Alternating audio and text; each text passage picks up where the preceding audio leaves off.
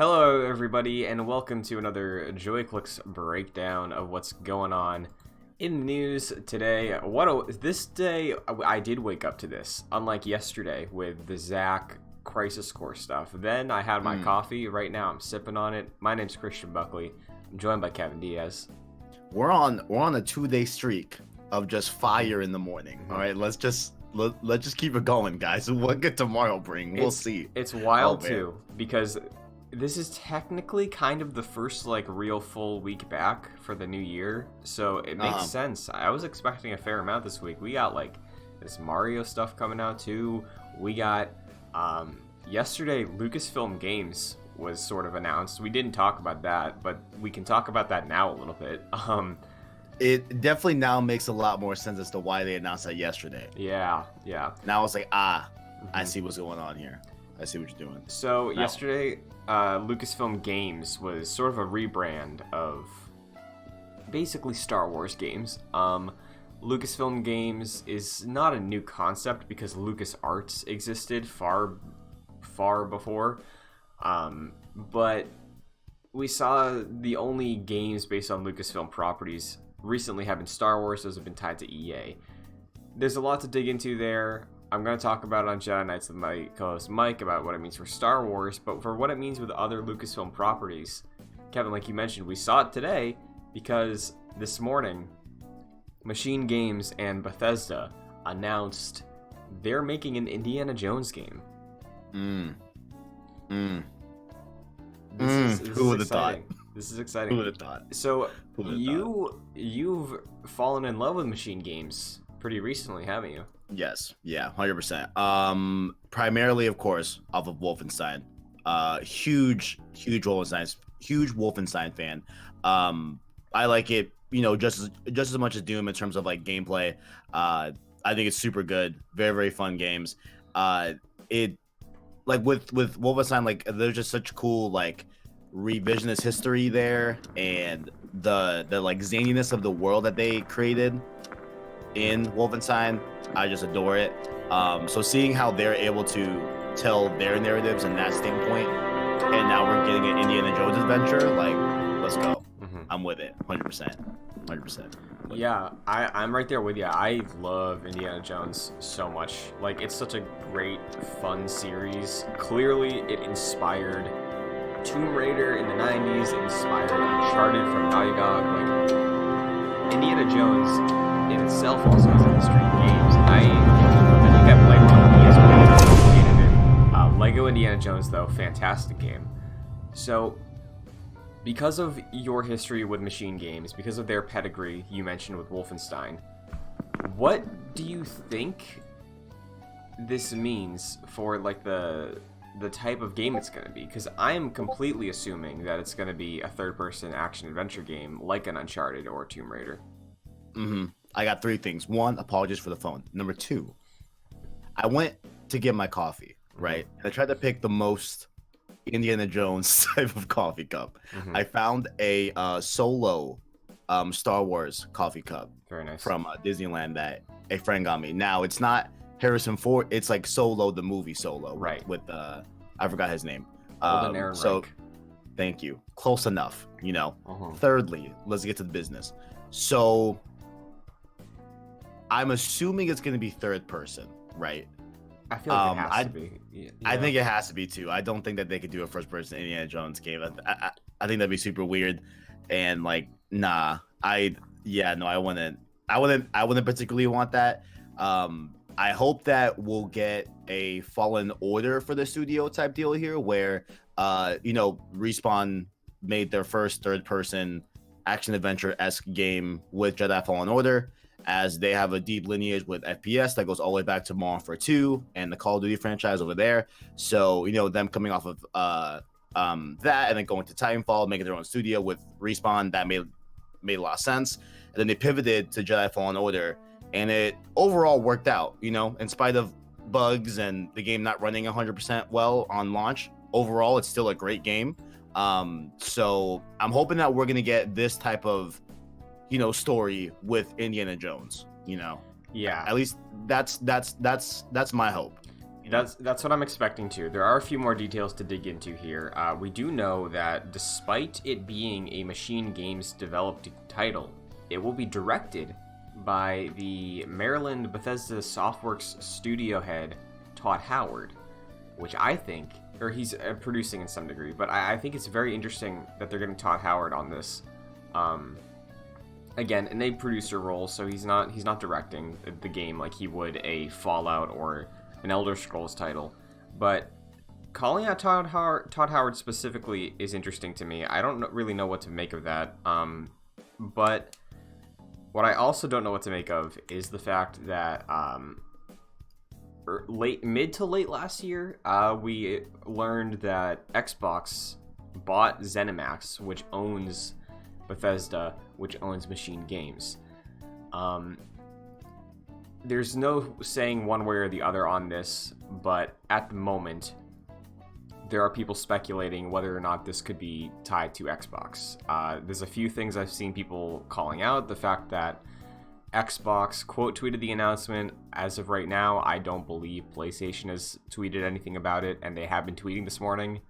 Todd Howard, in the Major Nelson interview with Pete Hines when they were bought, had Indiana Jones merch on his shelves in the back, and I think I noticed that when I watched it, and I didn't make anything of it, because, like, why would Bethesda be making an Indiana Jones game?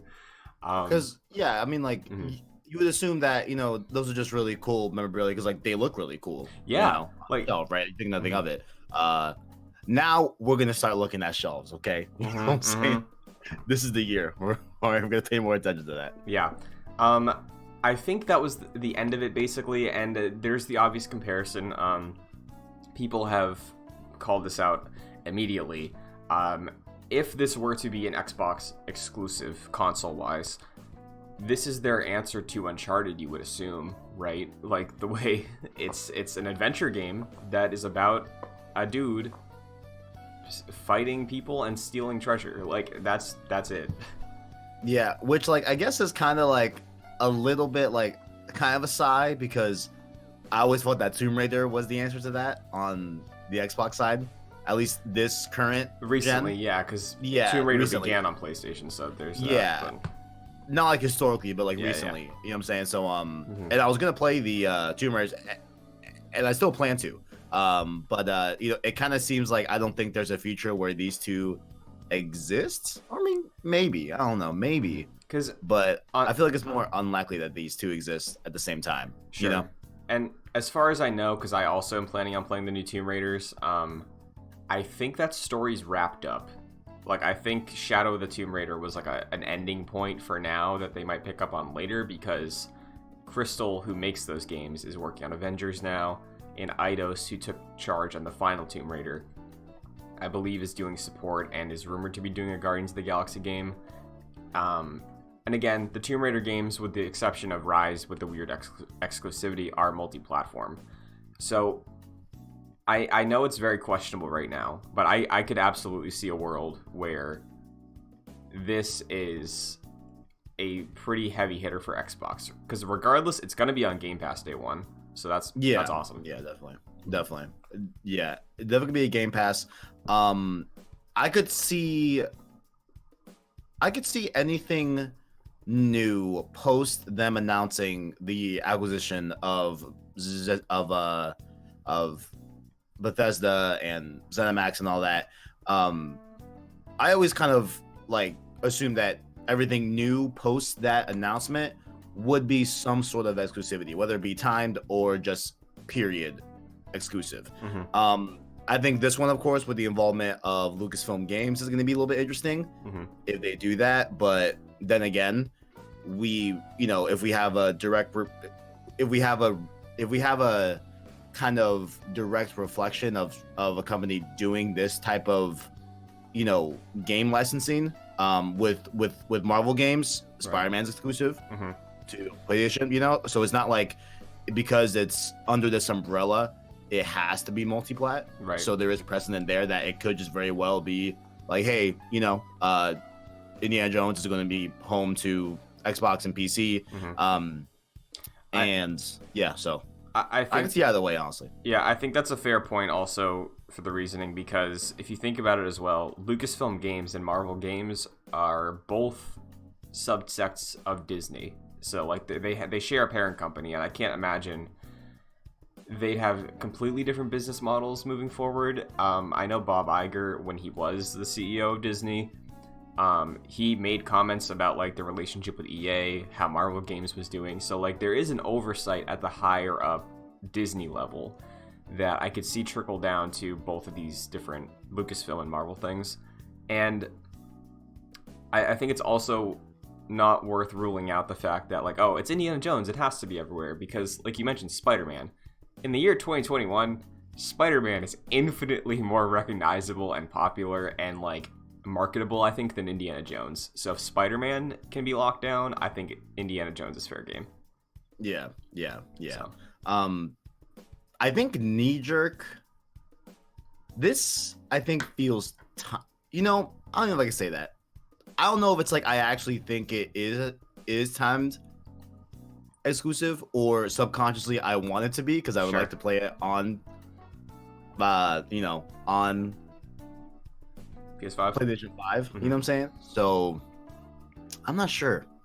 I could easily see it being exclusive, but I think it's. What do you think? You think it's gonna be locked down? I absolutely think it's gonna be locked down. I for sure. Gonna be locked down? Okay. Because I think if you look at Xbox and the way they've handled fleshing out their teams recently, and it's a different approach from what Nintendo does, a different approach from what PlayStation does. They're spenders, and if you can lock down a deal with an established IP and just make an awesome, dope game around it, probably honestly the best Indiana Jones game that's ever been made, because I don't think the competition's that high. I think that's like an easy win, right? I think that's a solid way to flesh out your offering on your consoles, and specifically Game Pass, right? So yeah. I think it makes too much sense for them to throw this away, because for so long even there was always the answer of like, yeah man, Xbox is cool, Halo's not my jam, where's their Uncharted, where's their answer to Uncharted? And you mentioned Tomb Raider, which I think was close, but again it was floating around that third party sort of thing. I think this is it, and I think if they can get that, they want to capitalize on it. Yeah, we'll see. I'm still like holistically of the mind that like the main grab and of course focus of them moving forward is Game Pass. And if that means that, I think that either way you look at it, whether Indiana Jones is available everywhere on everything, but you can get it on Game Pass for X amount of dollars a month, and also get all these different Xbox games along with that, and all these other games that are on Game Pass. I think that still is just as good, if not fiscally, maybe potentially better, than doing full exclusive. I'm still of the mind in 2021, January 12th, that they're still going down that route. Where, like, I think they're going to try to get the best of both worlds, because they can. Like, they could reap all of the profit from PlayStation 5, people having it on there and on other different avenues where you could play it, and they still have the advantage of saying, hey, yo, you can pay X amount of dollars, just pay it on to have it on Game Pass as well, But we'll see, man. We'll see, but it'd be interesting to see what they do with this, Definitely. The blog posting on the official release of this does say that it's coming, like it's not anytime soon. People compare this as well to the Bond announcement. I feel like this is probably at the earliest maybe like a fall 22 game. I think safe might be like spring 23 if we want to place bets. But yeah, I was gonna say 2024, yo. The way they worded it in it, like it seemed like it was like very early. Sure. I mean, I just go ahead. Because I don't know how soon they started working on this after Wolfenstein 2, because they haven't put anything out since then, right? No. I know they like helped with Youngblood. Excuse me. They helped with Youngblood, Mm-hmm. with Arcane, but even that was the summer of, I think, 2019. Yeah, and wasn't I think Wolfenstein 2 like 2017? I think. Yeah, I think Wolfenstein 2 was the fall before that. Maybe Yeah. 2018 or hold on. Let me just look it So up. because I think it came out the same day as Mario Odyssey. So we're gonna be going on like 4 years without them shipping their own thing. Like you mentioned, they did Assistance, but I Ooh, could no, see a you're right. world. I could see a world where they've been tooling around with this for a little bit. You know, I think they could be like still in development, but I could see where a world where maybe they scrapped the project and then maybe a year or two ago they started on this and now they're announcing it. I don't know, but Yeah, Wolfenstein 2 was 2017. Yeah. Dang, that was a while ago. So. Yeah, we're coming on 4 years off that Mhm. at the end of this year. But I don't know if we touched on it. I don't know if I said it. I will say it right now just in case I haven't said it before. I hope that Wolfenstein 3 is still out there and still comes out. Kevin, You and know, I hope Titanfall 3 is still out there. No, but Wolfenstein 3, there is a story that needs to be finished. Youngblood took it up a notch. You know, Sure. we need to see that. Mhm. You know, Mhm. I hope so. I really hope we still get Wolfenstein 3. Mhm.